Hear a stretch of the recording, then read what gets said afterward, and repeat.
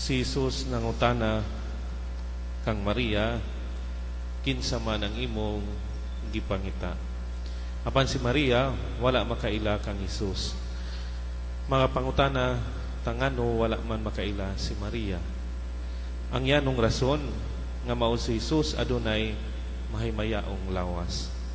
Pero adunay duha ka mga posible nga eksplanasyon niini. Una, si Maria naghilak. Si Jesus nangutana kaniya sa makaduha, dahil nganong naghilak ka man. Ang mga luha mao'y nakapabuta kang Maria.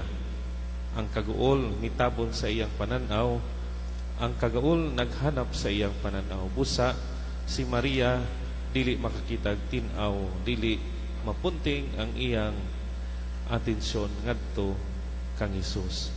Unsay buot pasabot niini, kung maghilak kita diha pud kita mawad-an sa usa, maghilak kita sa dihang mawad-an ta og usa ka minahal. Kanunay adunay kasubo sa panagbulag, adunay kaguol sa pagkawala, labi na sa atong minahal. Apan dili kita mahimo kanunay nga maghilak, magbasol ug magbangutan. Ang atong mga luha kinahanglan dili gayon makapaputa kanato sa himaya sa langit. Dili nato tugutan nga ang atong kaguol nga mungit-ngit sa atong pagkamalaumon o mukunhod sa atong paglaom nga mubangon o mubalik.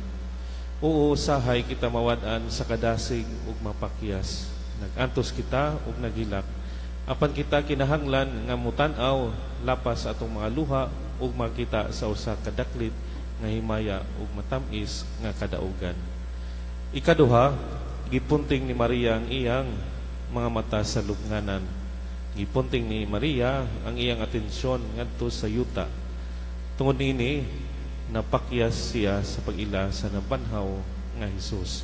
Kansang pagdapit alang kaniya sa paghangad sa langit ug pagtan-aw kaniya. Unsa ang kahulugan ini alang kanato? Kinahanglan dili nato ipunting ang atong pagtagad pag-ayo sa atong mga sala ug mga problema, sa atong mga kasaypanan. Dili nato itutok ang atong mga mata pag-ayo sa atong tawhanon nga panglantaw. Kita mohangad kang Kristo ug sa krus.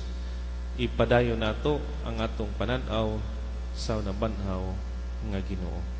Sa katapusan, kung si Jesus mangutana kanato, kinsa ang imong gipangita o nganong naghilak ka man, unsa may atong itubag.